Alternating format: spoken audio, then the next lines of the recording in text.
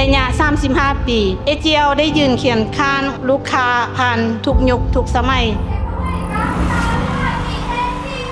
ประวัติศาสตร์ของพวกเราได้ถูกสร้างขึ้นเคียงคู่กับการพัฒนาเศรษฐกิจสังคมแม่นความรับผิดชอบที่พวกเรา AGL มีความภาคภูมิใจอย่างสูงสุด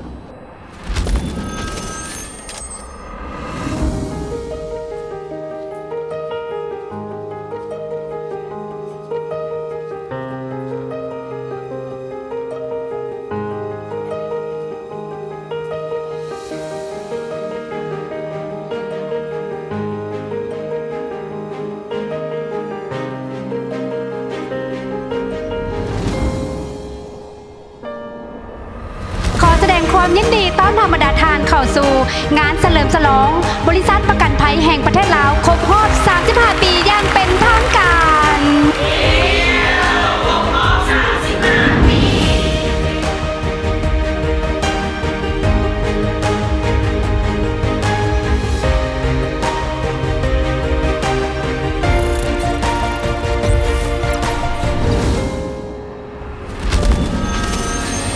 เสียงตบมือให้กับ 35 ปี AGL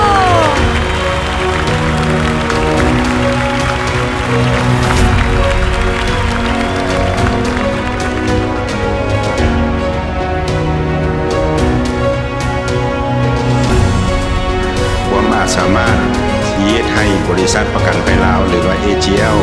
มีผลสำเร็จอันจบงามพร้อมทั้งสามารถเติบใหญ่ขยายตัวอย่างยืนยงเคียงคู่กับสังคมลาวตลอดระยะ 35 ปีที่ผ่านมา